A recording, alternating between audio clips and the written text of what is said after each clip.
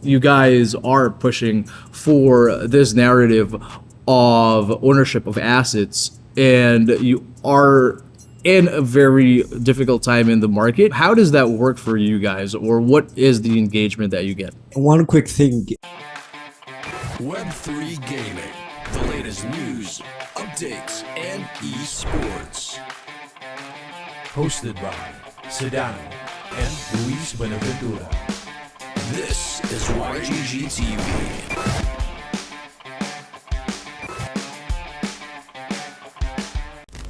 Today, we are excited to take you inside the minds of one of the most prominent blockchain game organizations in the world, the Blockchain Game Alliance. The BGA is a non-profit organization that promotes the adoption of blockchain technology in the gaming industry. Its members include game developers, publishers, and service providers who are committed to exploring the potential of blockchain in game. And with us today in the studio, live from Zoom, we got Flav from the Blockchain Game Alliance. Hey Flav, how are you doing, man? I'm doing good. Thanks a lot for the invite. It's a real pleasure to be here. Awesome. So Flav, would you mind giving us a background of, how you got started with BGA and what have you been up to before being part of, this very prestigious organization?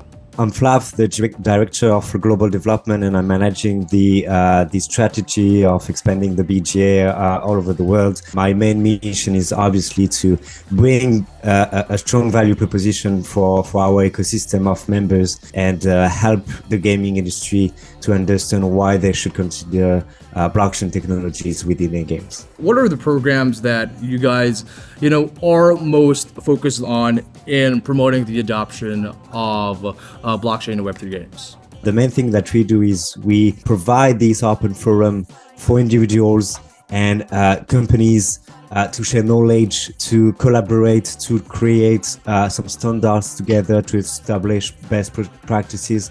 But above all, I would say the main benefit of being a member of the BGA is for us to make it easier for every professionals involved in both blockchain technologies and gaming companies to actually have a chance to meet each other, to connect with each other, and we want to facilitate that. And our goal is also to provide some awareness about what they're building, what our members are doing, and we want to help them promote what they're doing towards the gaming industry. What was the reception of the general community in gaming when you put the BGA together? Like, did you guys have any challenges, or was it more of an inclusive environment? It really depends. Obviously, we are welcoming every company who would like to work with each other, so it's easy for us to actually explain what we do because they understand the value proposition of what we do. I would say, as regard with the gaming industry, there is a parallel that you could see is with what happened with the free-to-play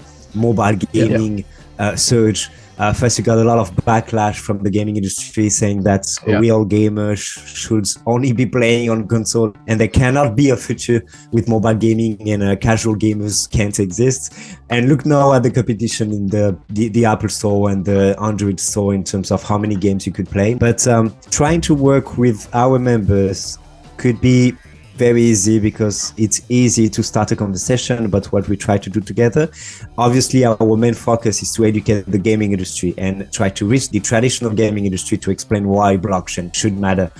So obviously, it really depends on the kind of factors we are facing, but this is good to actually capitalize on all the 500 companies we have in the BGA to have some arguments about why blockchain with the different use cases and services they're building. I mean, I agree. I think it's the healthy conversations that, spark the best of ideas. What would you say as a collective, what do you see the future of gaming in general is? So I'm not just talking about Web3 blockchain games, but Web2 as well. I think we are living in an exciting time. It's just a matter of how we could still talk about games with the help of innovative technologies like blockchain. That should be the narrative of what we try to do. And gaming should mean having fun first. And we know that we kind of had this narrative of blockchain gaming is play to earn. And that's part of the process, obviously, thanks to what could bring the technologies of blockchain, but that shouldn't be the focus of why blockchain should be used in gaming. So we try to bring this education on our sides and explain these different drivers for the industry. Correct me if I'm wrong, but what I've also been noticing is that traditional projects or traditional gaming companies as well are also reaching out to Web3 game projects. What are most often, the challenges, or where do you get the pushback from these other projects that, don't quite understand what we are fighting for here? I think it's based on what they see and what they watch, which is not the best thing to actually watch when you try to understand the technologies. I think you have to start with the philosophy. In my opinion, you should and you can own your digital assets. That's it. Yeah. And from that, you can understand why it should matter on your assets with any in-game assets that a game developers should provide to the gamers. This conversation is changing and that's for the best, I think. I mean, I agree with you 100%. And I bet you got a lot of these interactions when you do physical events. Recently, you guys attended NFT Paris.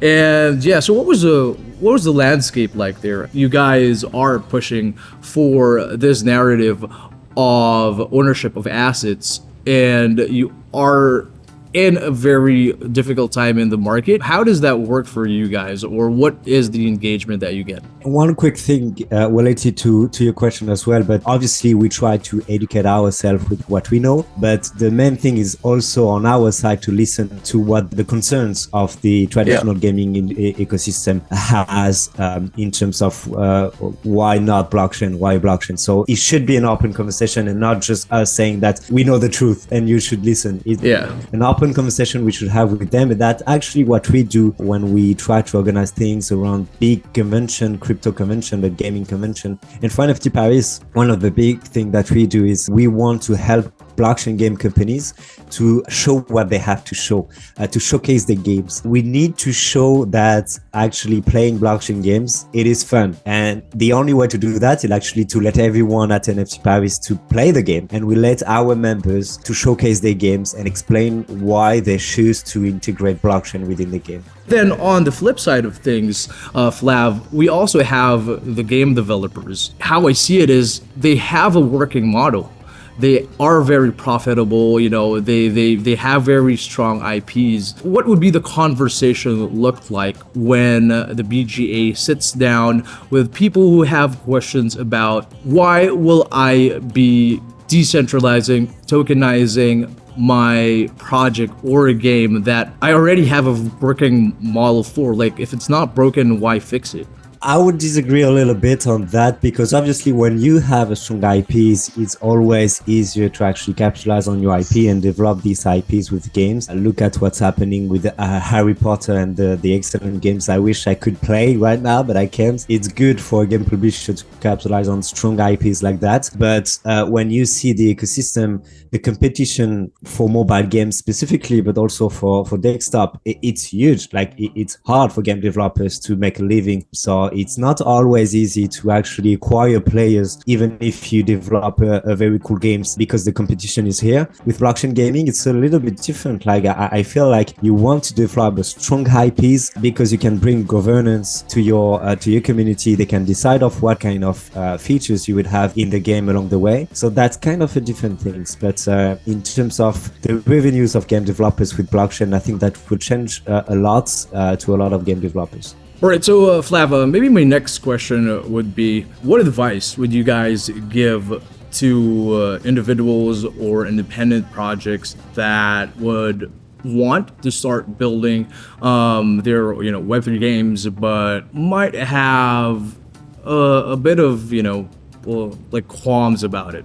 The first thing to do is to be confident with the technologies. As soon as you understand the philosophy of owning your digital assets, you build your conviction by talking to people and believe in it. After that, I think you really need to be involved in community like the BGA, but also other communities that make sense for you. And after that, it's start building your community, like get them exciting about each steps, each iteration of of your project. So I would say that's the kind of advice I could give. I mean, that's definitely perfect. Like it just comes full circle with, what we've been talking about, like this whole interview. Let's say for the community or the people at home watching this, what are any events or any projects by the Blockchain Game Alliance that, you would want to invite us to? So we are involved in a lot of upcoming events like GDC San Francisco, a big gaming convention. NFT NYC will be there as well with games to be played at our booth. Nice. That's the kind of thing we will do all the year, like having some events offline and online with this mission of giving opportunity to meet and educate people. And obviously what we really want to do, we want to help our members who are actually building events to gather players in order to make them play games in a larger scale. We have a lot of members who try to capitalize on the BGA to bring more games to be played, and they kind of try to be this intermediary between players and games, blockchain games. So we want to help them with this cool initiative for sure. Nice. So, I mean, everyone watching at home, so if you guys are going to be seeing the BGA team anytime soon, make sure to say hi. Like, these guys are the guys that you would want to be learning from and talking to. So, Flav, like, how does the community get in touch with you guys? What's the fastest way to get updates from your side of things? If you want to learn more about the technology, why blockchain in gaming, we produce a lot of content on a weekly basis. So check out our YouTube and our Twitter account, Blockchain Game Alliance. If you also want to actually test games, there is something that we call Demo Day that we do in a monthly basis, sometimes twice a month, when you actually ask our members to showcase any advancements, features of the game, and you could actually win NFTs. So it's pretty cool, it's pretty engaging. So follow us on YouTube and on Twitter, and you'll be able to see all of that. So guys, you heard it first from Flav. Make sure to check out the Blockchain Game Alliance, and maybe we'd see you guys, Flav, in one of these days on your demo days. And while you're at it, don't forget to like the video and share this to your friends and tell them about what's happening and what's going to be happening in the future of Web3 gaming. Flavs, thank you so much for your time. It's been a pleasure, and I really hope to do another chat like this with you soon. Blockchain Game Alliance, you guys are doing a crazy, wonderful job. Thank you very much, Sedano, again for the invite, and I would love to do a next one with you. It would be a pleasure. For sure. Thanks, man. Yeah, so through the past market cycle, the response from the gaming industry has been mixed. Some developers and some publishers are eager to explore the potential of blockchain technology, while others are hesitant due to technical complexity, regulatory uncertainty. It's just the fact not knowing if what you are building is actually, gonna be of use in the future, or is it just a fad, right? But the biggest challenge I think here is education, where we need to help developers and publishers understand the benefits of blockchain gaming and also provide them at the same time with tools, resources, and of course to help them better integrate like this very powerful technology that can change what games are as we know it. I believe that blockchain gaming definitely has the potential to revolutionize the gaming industry by creating new business models, enhancing player experiences and promoting player ownership. Hopefully, this leads to a more open, a more transparent, and a player-centric gaming experience and ecosystem in general.